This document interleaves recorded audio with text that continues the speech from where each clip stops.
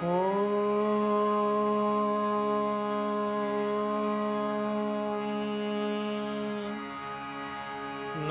Shriyati-Rajaya Vivekananda-Suraye Satchit-Sukha-Swarupaya Swamine Tapaharine Swamine Tapaharine.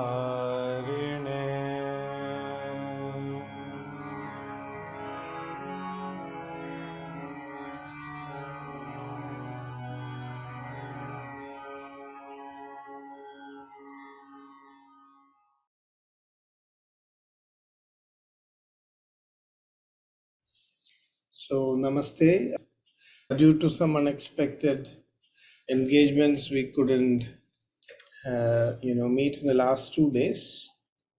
So, we will have classes today and tomorrow also. So, before we go ahead, I just wanted to clarify the method we are following in this discussion. I cannot say that this is a traditional way of learning because in the traditional method,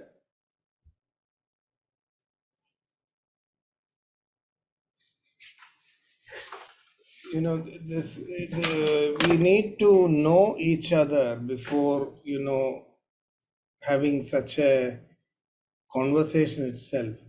This is not usually discussed with people whom we do not know. So what I'm doing is giving an overview because I have hardly any idea about who are attending, and I see a blank screen in front of me. So those of you who can also switch on their videos, I would appreciate that. So because all the traditional discussions happen face to face, it's called mukhamukham. But here there is no mukham. I can see only my own face. So it is like I'm talking to myself. So that brings a lot of limitations in the way we are discussing. Ideally, our goal was to make and see if everybody can start learning and continue it on their own, but that requires a lot of interactions. If we try that on an online platform, it will be a real cacophony. I mean, everybody is saying something, and we cannot coordinate all this. So that is the reason why I am just giving a one way explanation and then taking some questions and doing this. This is not exactly the way it is done traditionally. Traditionally, what we do is that everybody reads the text by themselves. There's a lot of emphasis on self initiation and participation. So before the discussion happens, there is usually some self-learning that has already happened, which we call as swadhyaya. So every day, everyone would sit together and chant. We have only 1 hour. So if we spend a lot of time on chanting, repeating, and online, when everybody chants together, it will not be nice. When we are physically present, everybody reading together, creates a lot of energy, focus. But that's not possible on an online platform. So the intention, as I see it, is that we get interested and enthused in the Charaka-Saṁhitā. That's all this course will help. Appreciate that how if we go deep into this, we are able to get so much meaning when we focus and insight. And this is a continuous process when we try to read from the original. So that I think I want to just lay out the objectives because I also got some feedback on the way of learning and discussing. So here what we are trying to do is to one of the main objectives of this course is to demonstrate that reading the original text and interpreting it based on not only Sanskrit alone is not enough. Because if you look at literal meanings and grammatical interpretations, you may miss the essence of the teaching. It's very contextual. Ayurveda has its own samjnas. Swatantra samjnas are there. The padarthas of Ayurveda are different. Now, when we are going to study today Samanyam, it is interpreted in Ayurveda slightly differently from the Vaisheshika context. So we need, one is the Sanskrit knowledge, and the other is its relevance in the medical context. When you bring these two things together, you get much more insights than you would get by reading an English translation. So that's the main objective of this course, to demonstrate that. I'm not sure with this method where we are not seeing anybody, where I don't have any contact or knowledge of the background, we cannot create a system that will be useful for everyone. Everybody may have different backgrounds. I have absolutely no idea who are participating. We know Athata, a discussion on the text, we have violated that principle. A discussion on the text is initiated only when there is a proper interaction between, both the person who is discussing the text and the one who is listening. I don't want to use the word guru shishyas here. It is not in that context at all. We are just discussing and learning. It's like a discussion. But even then, the discussant and the audience need to have a connection. This is very, very important in the traditional way of learning. Today, we are used to listening to lectures, recording of lectures. We don't present face to face. So this old method was actually called as mukha mukham. So hopefully in the future, we may see how this system can be brought back again when you study the classical texts. Why the mukha mukham is that according to the level of understanding, the discussion has to happen. It's very personalized. It's not, general like this. To each person, the approach is slightly different. Everybody learns at a different pace and depending on their background and engagement. So that is perhaps not possible in this program. So I am also giving a lecture because with the hope of highlighting the importance of reading the original text, getting into the Sanskrit meanings, but still not getting lost with grammar. So these 2 points are very important. And then as we interpret the Sanskrit and understand the meaning, bring it into the context of medicine, into the context of Ayurveda. Like for example, the word sukham. Now, if you were to look at an English translation, you would, say happiness. If you look at Sanskrit, you say sushtukha, good space. You may get some deeper meanings in Sanskrit. But in the context of Ayurveda, kha means space, and it means the entire channels in the body, all the conduits, the channels, spaces, the macro, micro spaces in the body. And sukha means when everything is clean and clear, and there is a flow of, substances through these spaces and channels without any obstruction. So this we call in Ayurveda also Srota Shuddhi. So interpreting the word Sukha into Srota Shuddhi or cleanliness or clarity or proper functioning of the macro and micro spaces of the body, that is a meaning that you have to derive using the knowledge of Sanskrit as well as the context of Ayurveda. So with that, brief disclaimer, I would like to continue our discussion. So we discussed up to Sharirendriya Sattvatma Samyogodhari Jivitam Nityagascha Anubandhascha Paryayair Ayuruchyate.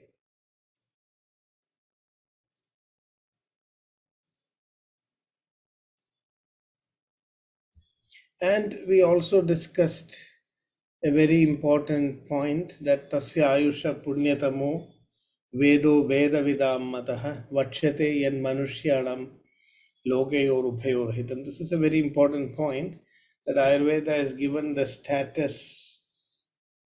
Oh, yeah, sorry. Yes. So I hope I am visible now. Yes, sir. Yes. Yes. Yes. Yeah, I'm happy also to see a few faces today because that helps to, bring focus. Otherwise, what happens is after a while, it looks like I'm speaking to a blank screen and all that affects. So, right. So, a very important point that we highlighted in the last class before we concluded was that the Vedatvam of Ayurveda, but also this is a big claim that Ayurveda is Punyatama Vedaha. Vedas are all Punya, but Ayurveda is Punyatama. Because Vakshate yan Manushyanam Lokayor Ubhayor Hitam. That Pretyacheha. Ayurveda is beneficial for both this world and the world beyond. It is Ubhaya Loka Hitam. Ihacha Amutra. In many places it is mentioned. Ihacha Amutra. Ayurveda is concerned with the whole journey of life, of not just one life, but all our lives. That is why the theory of karma and prayaschitta and all that becomes, important in Ayurveda. So it gets the status of Vedatvam. And that is lost today. Ayurveda is no longer a Veda, the way it is practiced, the way it is learned, the way it has been divorced of all the spiritual, moorings. That is something which we have to restore. Ayurveda was created for the fruition of our life. It is for helping us to complete our journey of life, reach the destination. So that is why it has got that Punyatama Vedatva status. Punyatama Veda. So Tasya Ayusha Punyatamo Vedo Veda Vidam Mataha. So he says, this is not my opinion. This is the opinion of the Veda Vida. All the Vedavids are saying this. It has been acknowledged by all the knowers of Vedas that Ayurveda is Punyatama Veda. Only reason is Vachyate yan Manushyanam Lokayor Ubhayor Hitam. Because of Ubhaya Loka Hitatvam. Most of the other spiritual treatises were all composed at a stage when people were living fairly healthy lives. Life was not so complicated. So they all focused directly on spiritual, progress and growth.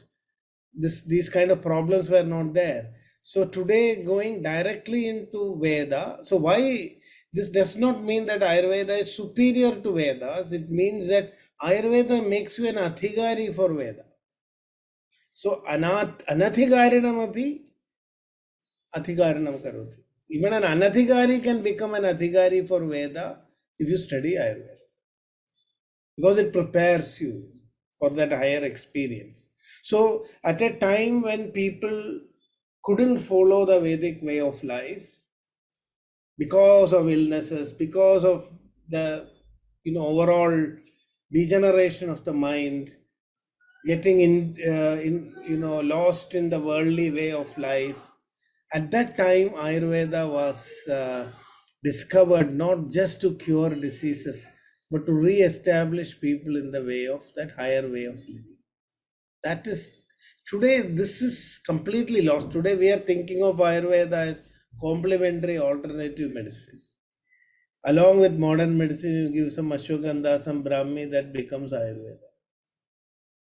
That is not the goal or purpose. So this is the way Ayurveda, this I think makes Ayurveda the fundamental healthcare system, the primary healthcare system, because it is dealing with life. So this verse is very, very important. Tasya ayusho punyatamo vedo veda vidam madaha vachyate yan manushyanam lokayor upayor hitam. So if you look at it that way, the whole scope of Ayurveda is quite panoramic. There is no other medical system in the world which can claim to be a complete vision on healthy life. Traditional Chinese medicine, traditional European medicine, but Ayurveda is not traditional Indian medicine. That name is never used even today. That original Sanskrit word conveys much more. It is the knowledge of life. In Atharva Veda, it is also called as Prana Vidya sometimes, or Atharva Vidya, Prana Vidya. Atharva is sometimes equated to Prana, the protection of Prana. So a time came when people had to protect their Prana because of, you know,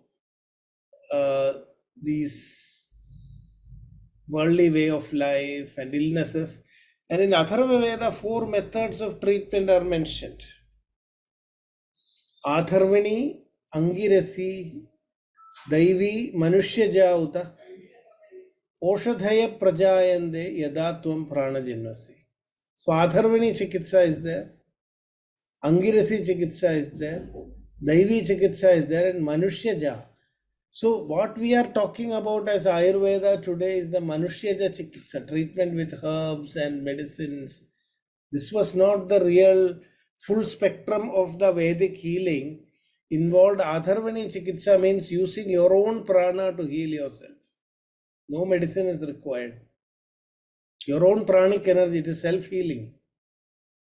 Just by your sankalpa, you can cure your own disease. Today, it's sometimes called as placebo effect. But today's placebo effect is a weak current of the Atharvani Chikitsa. Atharvani Chikitsa, if you are meditating, if your mind is very powerful, then your sankalpa is very powerful. Yogis are able to stop their heartbeat, slow their heartbeat at will. They have control over their autonomous nervous system. Today, this is because our consciousness is at such a low physical level. We are completely oblivious. We have no control. Even of our voluntary functions are happening out of our control. Then what to speak of involuntary functions? So when you have deeper control, so from this is a whole gradation of treatments, and all this work, Atharvani, Angirasi, Daivi, Manushyaja uta, Oshadhaya Prajayande Yadatvam Prana Jinvasi. Oh Prana, when you are there, all these treatments become treatments. Otherwise, if there is no prana in the body, then no treatment will work. Even allopathic treatment will not work. So self-healing capability is very important. Ayurveda emphasizes that. Today, this is completely lost. Now, people are beginning to understand the effect of, the patient-mediated healing energies and things like that. Then we have Angirasi Chikitsa, which is through meditation, yogic practices.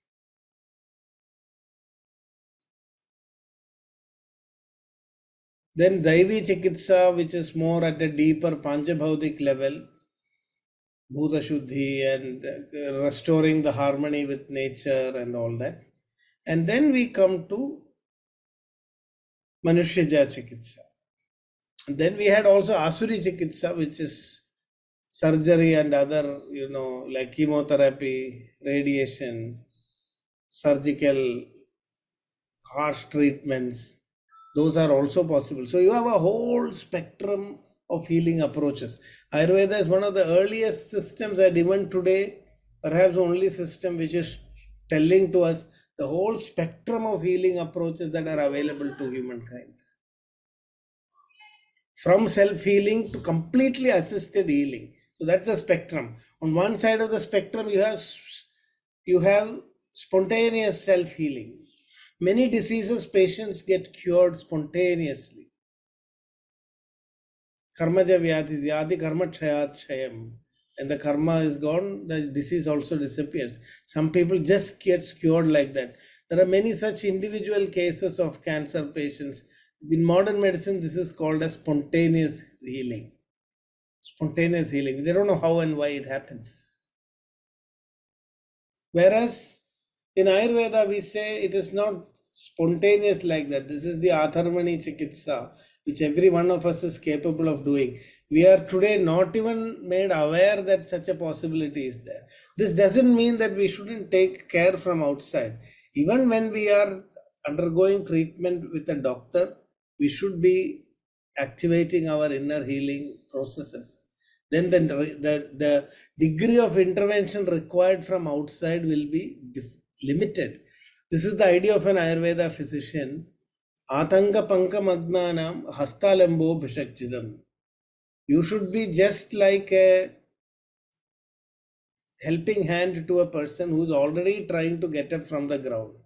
So when a patient comes, everything in Indian tradition, including learning Samhita, everything is very self-enabling. It is not from outside. All the changes have to come from inside. So the Ayurvedic physician tries to, first his treatment, this is part of the whole healing process, is to activating that healing potential in the person itself. Make the person want to heal. Make the person put the efforts necessary to heal, and then give a helping hand. Atanga pangam agnanam hastalambo bhishakjadam. The bhishakjadam should only be a hastalamba.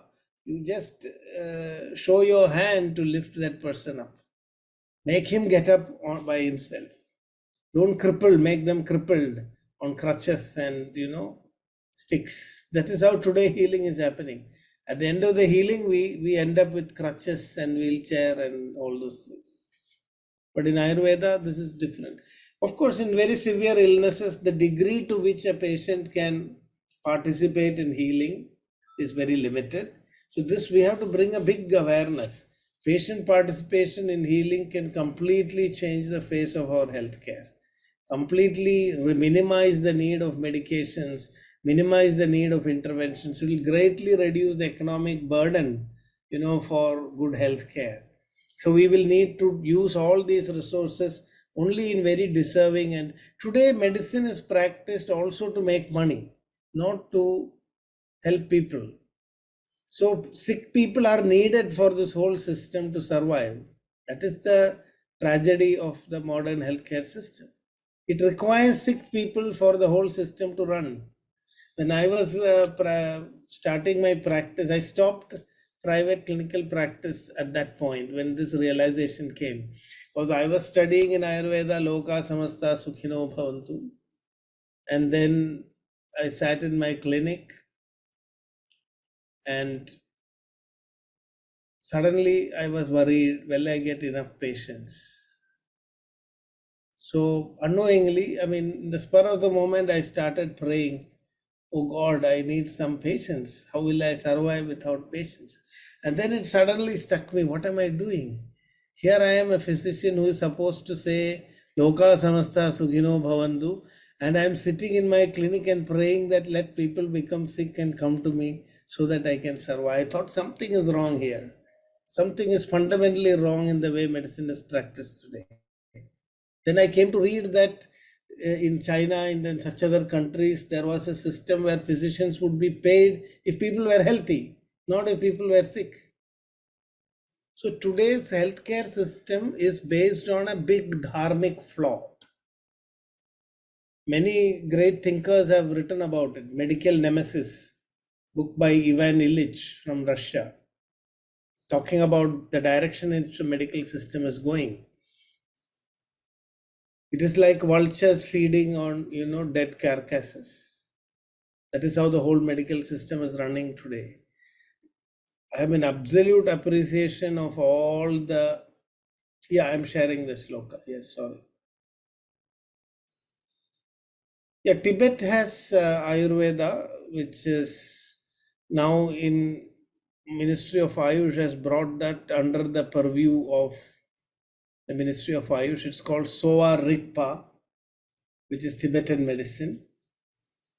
It is a combination of Ayurveda and with a lot of influence from Chinese medicine. Fundamentally, the principles are the same. There is more emphasis on nadi and all those things. The diet is very different because of the location in Tibet. Even Buddhist monks, they have to eat meat because other sources of food are not there. So according to that region and requirement, it developed. But what is interesting is there is a great Ayurveda scholar, Bhagwan Das, who worked on a lot of these Tibetan medicine manuscripts. And he found that many of them are actually translations of Ayurvedic texts. And sometimes more information than is there in Ayurvedic texts have been preserved in the Tibetan sources. So more scholarship is needed to compare. So in India now there are about, so I was in the meeting in the last 2 days of the National Commission for Indian System of Medicine, and had a chance to look at the new guidelines for teaching, establishing colleges for Soa Rigpa. Yes, these books by Bhagwan Das, you can search Bhagwan Das books on Tibetan medicine, you can find. He did a very big contribution in translating many of these manuscripts into English. But still, there is a lot of unexplored text and manuscripts. The teaching of Soa Rigpa is also in a very stage of infancy. There are only about 4 or 5 colleges in India, mostly in the northeast and the Himalayan region. So Tibetan medicine has been a lot influenced both by Ayurveda and Chinese systems. So this is the concept, Tasya Ayusha Punyatamo Vedo Veda Vidam Mataha Vachyate and Manushyanam Lokayor Ubhayor Hitam. So Ayurveda gives us that total vision that health should be the birthright of everyone. We shouldn't be spending so much time, money, effort to preserve our health or destroy our health. We shouldn't destroy our health by living a life, of pursuits which is detrimental to health. So so Ayurveda also says money is needed. That's why we say Lokyo Rubhyo Hitam. So create money by dharma. Lakshmi Anapagaminim. We need Lakshmi that will not go away, who will not go away. Lakshmi who comes on her own will, not the Lakshmi we have grabbed. That is why in all our things we say Shubhalabha. Shubhalabha. Not Ashubhalabha. But the whole modern economy is based on the concept of Ashubhalabha or grabbing Lakshmi. Whereas our thing was inviting Lakshmi, do the dharma, and then the wealth and resources that come and stay will not go away. Lakshmi Anapagaminim, as in the Sri Suktam it is mentioned.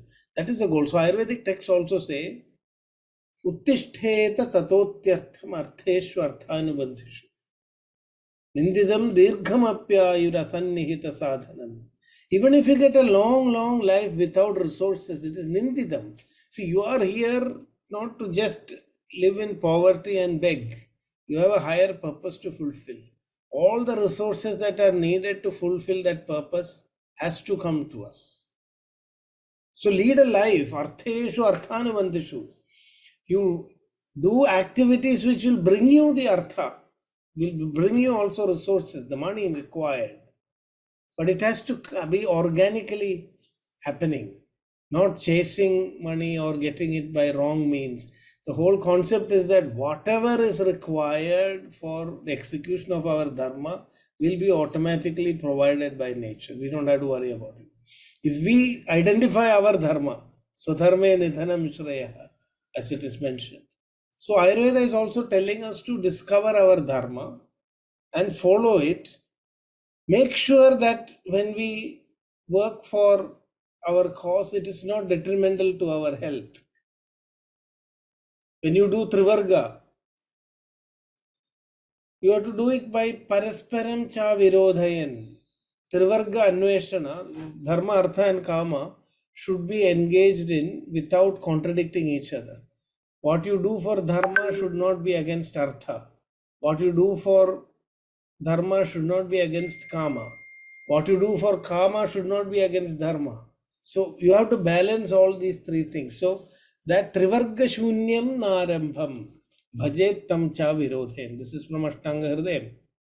Trivarga Shunyam Narambham. Don't do any activity which is Trivarga Shunya. Moksha you may not always immediately think about. You need to reach a certain maturity before the fourth Purushartha becomes important in our life. Usually we are going behind Artha and Kama. So that is why Dharmartha Kama Mokshanam Arogyam Moolam Uttamam Rogas Tasyapahartara Shreyaso Jividasya cha. So that complete vision is mentioned here. So any questions?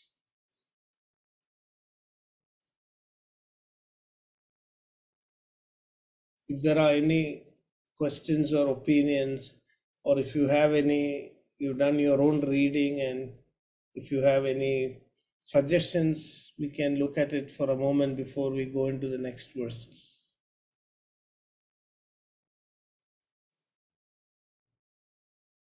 No, sir, it's clear. Oh. So, yeah, the verses, I will just make it a little bigger. Sarvada Sarva Bhavanam. Now we are coming to the key concepts and the conceptual foundations of Ayurveda, the rational basis on which the whole theory of Ayurveda is built. We may need to spend 1 or 2 classes on these concepts to get a deeper understanding of the rationality of Ayurveda. Sarvada Sarvabhavanam Samanyam Vruddhikaranam Hrasa Visheshascha Pravrittirubhayasya tu. Now this is the real logic on the basis of which we understand drug action. All Ayurvedic therapeutic interventions are based on this theory of Samanya Vishesha. Now this we can say is a little opposite to homeopathy. So Ayurveda is also in that sense a kind of allopathy. Homeopaths, if they study Ayurveda, they will say Ayurveda is another form of allopathy. But Ayurveda accepts exceptions also. Samanyam Vruddhi Karanam. Similar increases similar. Homeopathy, the concept is similar decreases similar. So if you have a disease and if you have a cause for that disease, apply that same cause, and then that disease is cured. So using the cause similar to the disease to cure a disease, similia similibus curanter, that is the principle of homeopathy. Whereas Ayurveda says sarvada sarvabhavanam samanyam vruddhi karanam, everything is increased by similar properties and decreased by opposites properties, substances which have opposite qualities. So dravya, guna and karma, these are the entities. So if I use a dravya which is similar to some part of my body, then that part will increase in bulk. So it could be exactly that substance itself or something which has similar properties. If I eat a lot of rice, then my fat will increase, weight will increase. This is called Samanya Vruddhi Karanam. If I use substances which are opposite in property, that particular increase will be reduced. So the Samanya Vishesha Siddhanta is one of the foundational concepts in Ayurveda, which we use in always, whatever an Ayurveda clinician does is based on this theory.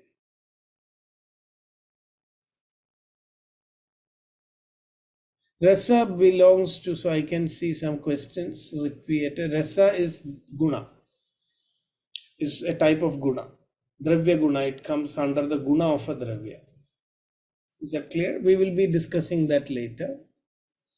So there is a request to explain verse 42 again. So because it was explained a little bit earlier, is there anything specific you want to discuss about it instead of again going for the whole explanation? Abhijit ji? Just the Ayu and the synonyms. What are the synonyms of Ayu? Yes. Ayu, as we mentioned, is coming from the root in gatau. In gatau means that which disappears, that which is two meanings. Gati means dynamic and then gati means that will disappear, which will go away. So ayus is dynamic. It is continuously, in a flux. That is one meaning we get from the word ayu in gatau. And the second thing is that ayus means life and death together. We cannot translate ayus as life. Ayus means nityam, nityagam, means that which is moving towards death. So ayus means life and death. So when you say Ayurveda, it is not just the knowledge of life, it's the knowledge of life and death. And that's very, very important. Without knowing death, you cannot understand life. That is what Ayurveda says.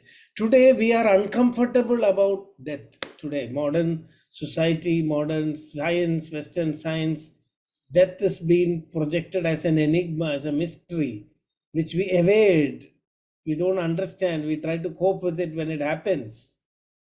The only thing that is sure in this whole universe, the only thing that we are sure of in our life, when I get up and move from my place, I don't know where I will reach. So much of uncertainty if I plan a journey. But I know that in the journey of my life, there is one destination that I will never miss, and that is death. And that is one thing of which we are absolutely ignorant. The most ignorant about the most surest thing that will happen in our life. So Ayurveda says you should try to understand the meaning of death if you want to know the meaning of life. That is why nature has made death, such a profound thing. It wipes out everything. Our memories, even if we are born again, we won't remember the details unless you practice yoga and reach some higher, what is called as Jati Smaranam, you cannot remember even. So Ayurveda is also, as much as it is the knowledge of life, it is also the knowledge of death. But we must become like Natiketas to be able to know what lies beyond death. We don't have, well, Nachiketas was tempted with so many pleasures and he didn't fall for it. So every time we try to understand death, we are tempted by so many pleasures and we forget about death, is it not? When somebody dies known to us every day, do you know how many people are dying in a day? In a minute? In the worldwide, it's good to know some of these statistics. Is also part of Ayurveda.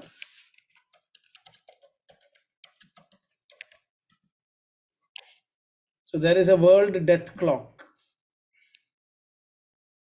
So 56 million people die in a year. Per second, about 2 people are dying. So when by the time I tell death, at least 4 people are dead somewhere in the world. Just imagine. People are dying like flies. But we are not aware. When somebody near or dear dies, then it creates a big impact on us. Otherwise, we are saying, oh, thank God, I am not dead, my people are not dead. But death is always reminding us. Yes.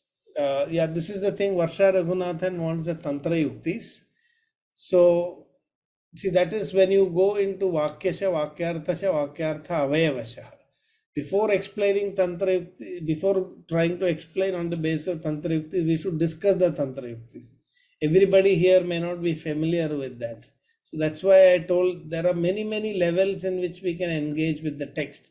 Some Tantra Yuktis I did mention when we started, like Anagata Vekshana, Atita Vekshana, going back to what is already discussed, moving forward to something where, it is not discussed. I will try to bring in Tantra Yuktis also where we are discussing. And we don't need to overuse Tantra Yuktis. The purpose of Tantra Yuktis is Vyakta Noktascha Yehyartha Lina Yechapya Nirmala Leshokta Yechakechitsu Tesham Chapi Prasadhanam. So where arthas are very spashta, so some people have this habit of making the discussion too scholarly by giving a Tantra Yukti for every word that is being explained. It is not necessary. Tantrayuktis are for Leshokta, Anukta, Anurmala Artha. Where there is a difficulty in understanding, we have to bring in Tantrayukti. Don't have to make this whole process too complicated. Too much of grammar, too much of this kind of structuring sometimes, takes you away from the essence. I have also learned the hard way. One time I was trying to use Tantrayuktis in a very, very structured way, and it feels as your brain is breaking. Too much of, complexity. Sometimes things are very simple. When it's very simple and obvious, so the criteria, when should you use a Tantrayukti? When you're analyzing a text, when there is a difficulty in understanding. Yathambuja vanasyarka pradibo veshmano yatha. That is how Tantrayuktis function.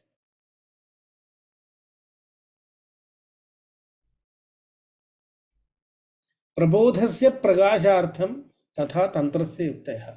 Where there is some darkness, there you have to bring the torch. See, you have a torch with you. You don't need to simply switch it on, no, every in the daylight also. Tantrayukti is like a torch. You use it only when there is darkness. Yathambuja vanasya arka pradipo veshmano yatha. In broad daylight, you don't put on your lights. When it is night, you will switch it on.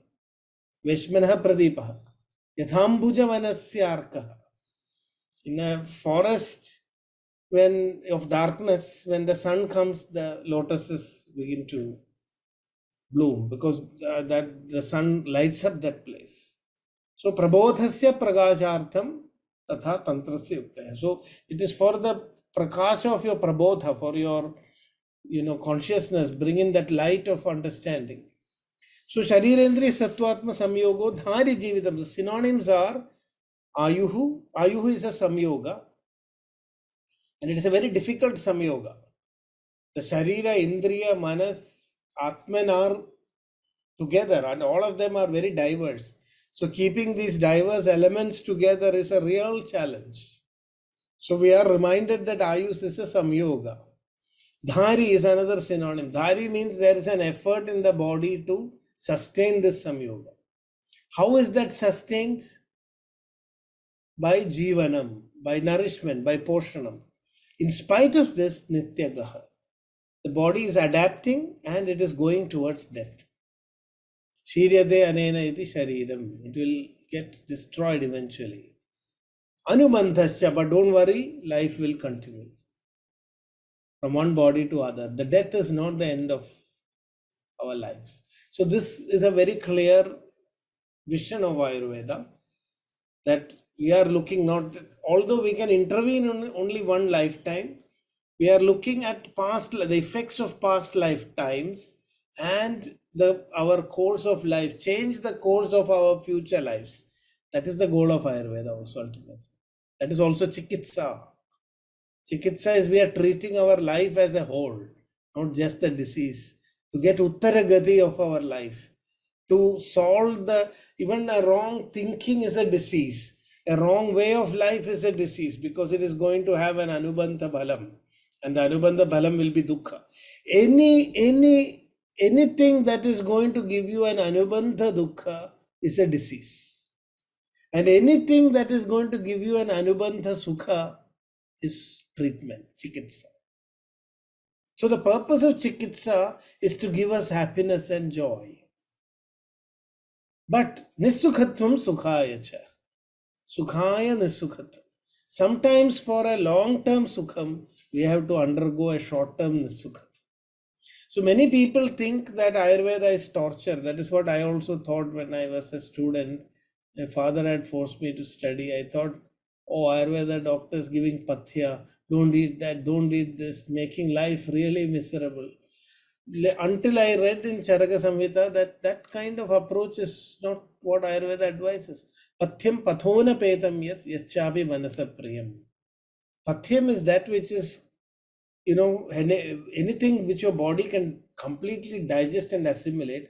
Yachabi manasa priyam. It should also be manasa priyam. So telling everybody to eat bitter gourd is not the method of Ayurveda.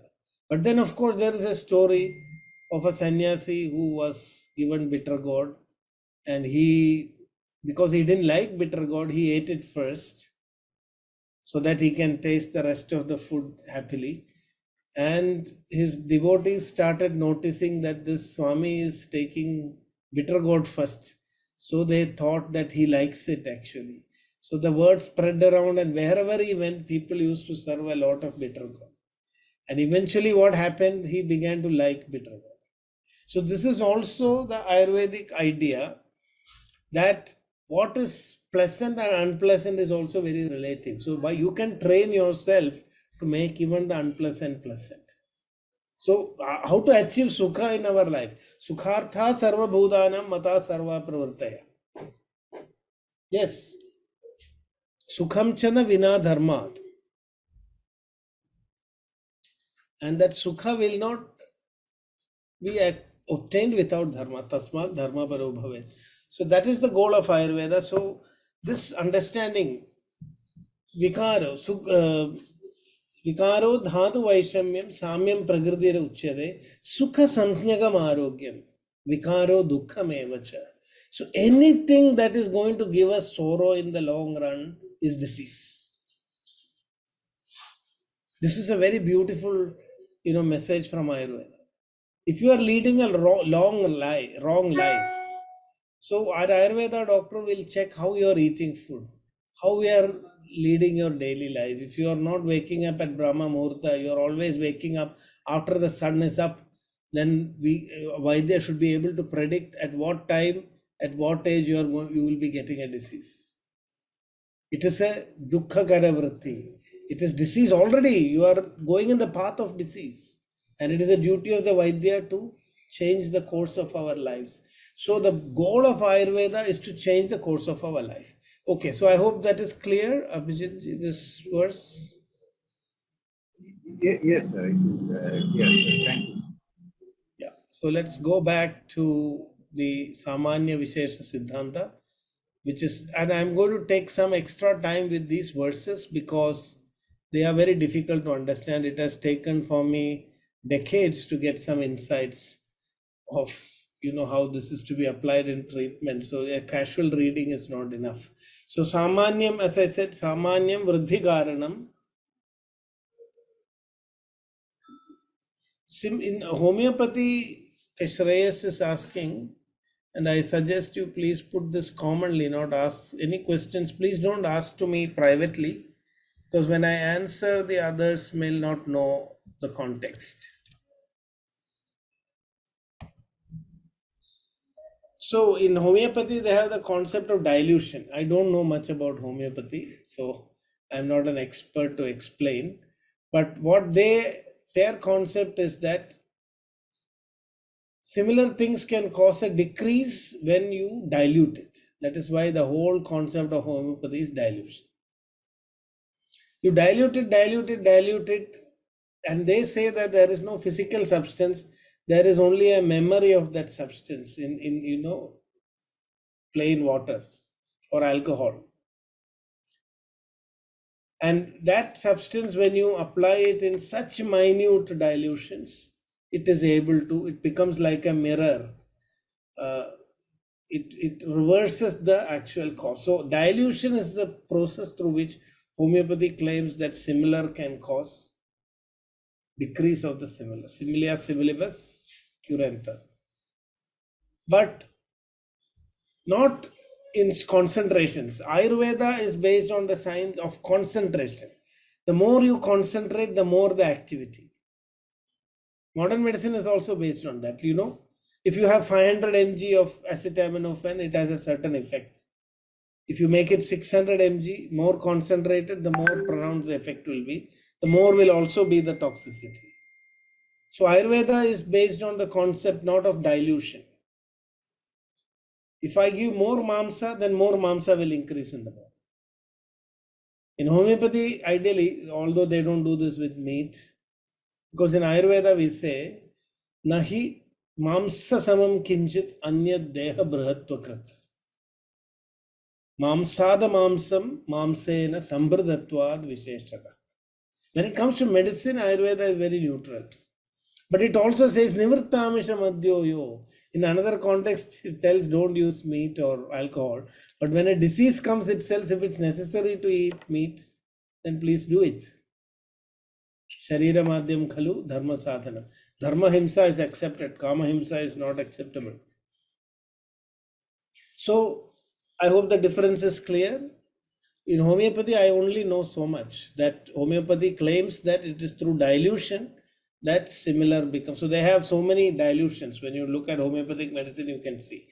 And some of my friends in researcher in homeopathy, he told me that the homeopathic claim that their dilutions are completely free of any physical substances is not true.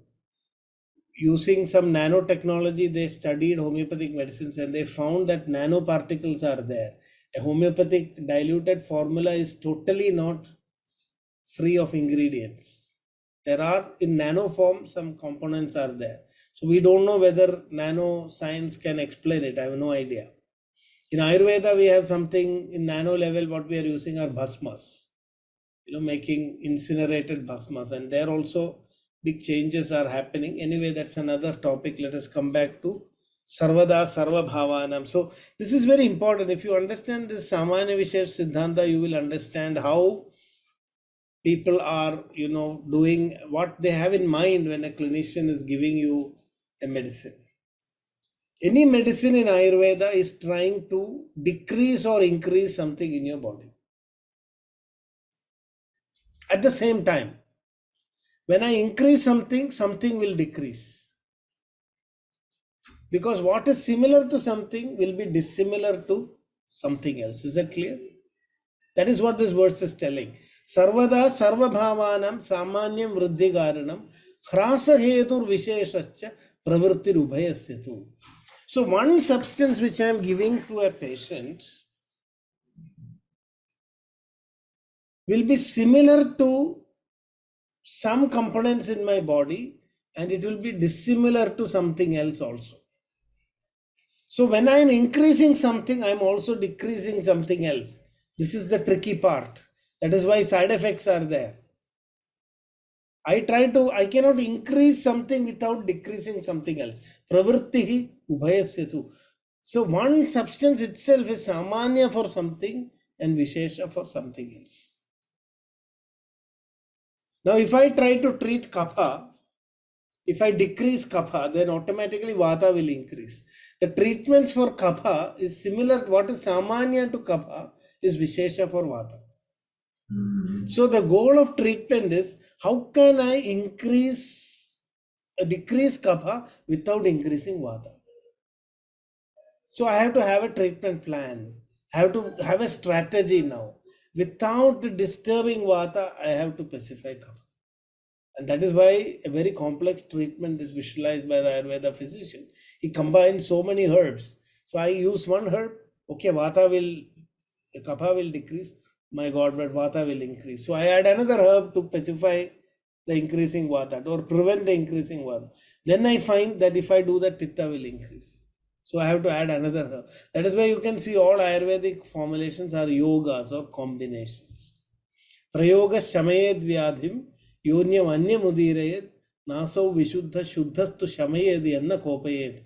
So the pure treatment, Shuddha Chikitsa, is that which will not do kopa of something which is already normal, should not be made abnormal. Now you can see this concept is not there in modern medicine, and almost all modern treatments are having a lot of side effects. They're trying to reduce it because they use single molecules and single targets. So when you try to have one target, then you have no idea what will happen in other places of the body. So for example, you take steroids for a long time, it reduces inflammation, but it will cause water logging in your body. The person will become fat. After a little while of using steroids, your bones will become brittle. You will have liver damage. So one after the other. So because the Samanya Vishesha, we must understand totality of the body. When you think of Samanya of something, you must know that is also Vishesha for something else. Even in human relationship, it is like that. We can think about if there are two children in home and I do something good for one child, the other child will feel offended. So we say we must understand Tridoshas like persons. We have to please them. If you do something for kapha, vata shouldn't get angry. If you do something for vata, kapha should not get angry. How to manage the three doshas is very challenging.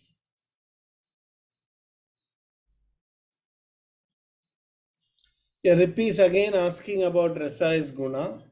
Guna, gunastu nirgunaha is sahajaryopacharata.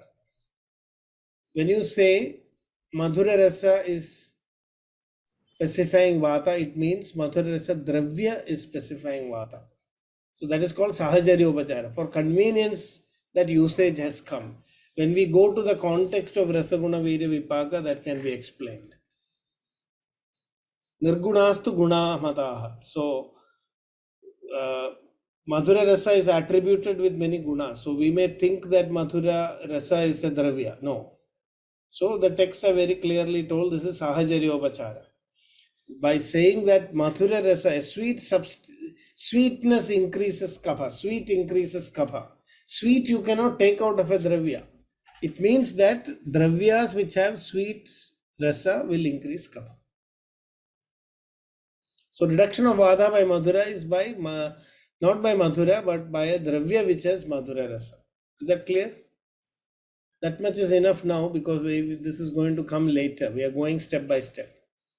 Then we come to guna, and is that clear? Repeat.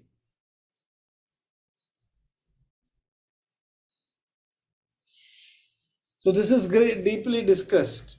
So we may have a confusion whether rasa is a dravya or a guna. So the text have clearly mentioned that rasa is a guna only, but we treat it like a by sahajarya or by convention. We attribute, we visualize it as though it is a dravya, although it is not.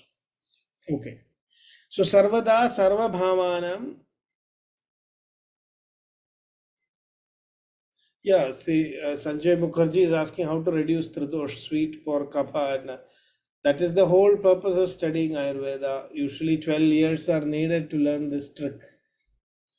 So just few hours of couple of months is not enough.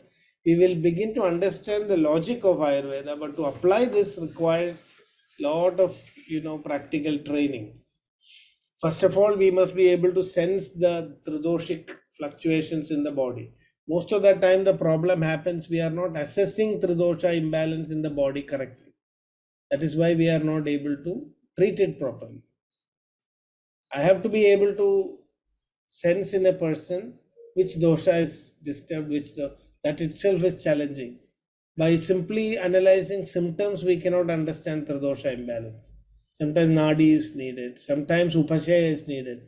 When you give a treatment and see the response, then you may be able to understand which dosha is disturbed. So it's a clinical skill. By just reading theory, you cannot know that. The purpose of this course, I would only say that it is to understand what is Ayurveda so that you know how to make use of it. It is not enough to become a Vaidya. What we are discussing in this course is not enough to give us skills of a Vaidya. Shishyodhyapyo gato yavad andam tandrartha karmanam. When you complete the whole study of the text, in olden times, 12 years was needed. Today, even BMS, it's only 5.5 years. And they are studying more modern subjects than Ayurveda during the 5.5 years. They come out mostly confused.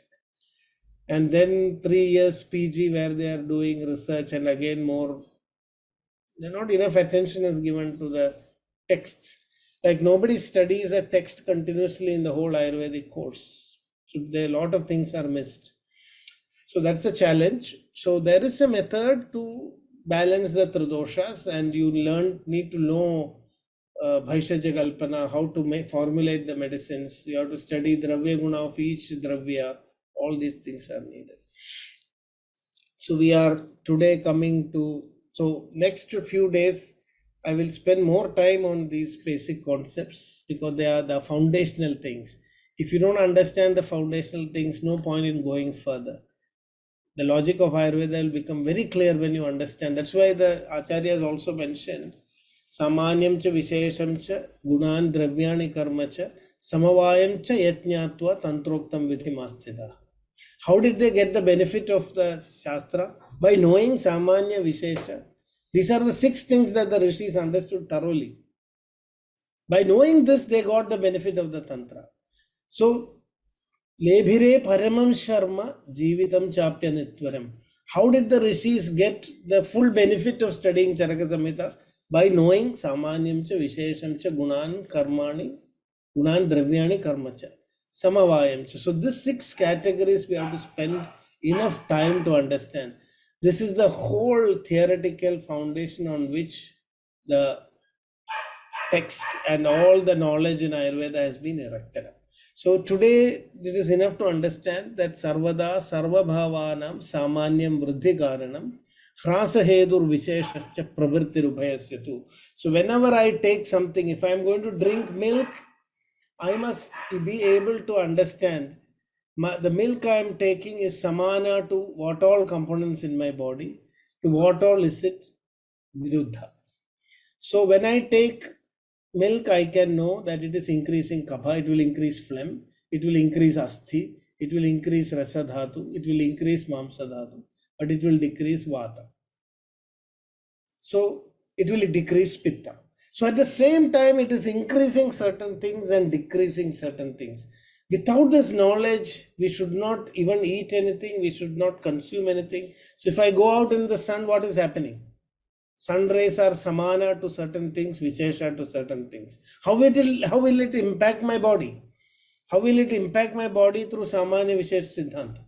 Everything, if you start analyzing like this, then you will be able to choose what is hitam for you and avoid what is ahitam for you. That is the knowledge of Ayurveda. That is why samanya vishesh siddhanta is very, very important. So you could do some exercise, take a few commonly substances that you are eating. I like to just give us exercise. Make a list of food items that you are so commonly eating and a list of habits, lifestyle habits that you are commonly following. And then try to find out what all things in your body will it increase, what all will it decrease. If you start thinking like this, next time when you are doing it, you become aware of it. Oh, if I overdo this, this is going to affect this thing in my body. So according to what knowledge you have, you can try to find out. You need not think purely in Tridosha terms. You can think in whatever knowledge, based on knowledge that you have. The idea is to think both the guna dosha vivechana. Any substance that you take has got both guna and dosha. And that guna doshatva vichara can be done only through samanya vishesh siddhanta. Nahi kinchid adosha nirgunam guna bhuyastvam ato vichintyatam. And always understand how that substance is going to have a guna or impact on you. And if you start living a life with this awareness, then naturally health will become so effortlessly achieved. That is why the Samanya Vishesh Siddhanta is mentioned. So let us stop here. We'll continue tomorrow. Sarvada Sarva Bhavanam Samanyam Vriddhi Karanam Hrasa Hetur Visheshascha Pravritti Rubhayasya tu. Any questions before we stop about this concept?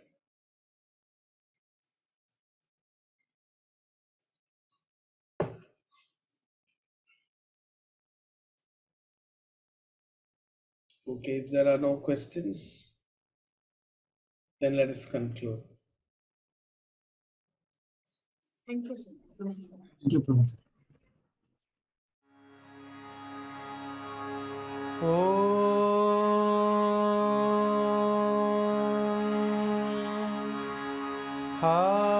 स्थापकाय च धर्मस्य सर्वधर्मस्वरूपिणे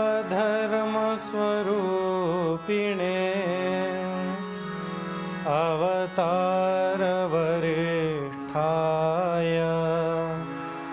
रामकृष्णाय ते नमः। रामकृष्णाय ते नमः।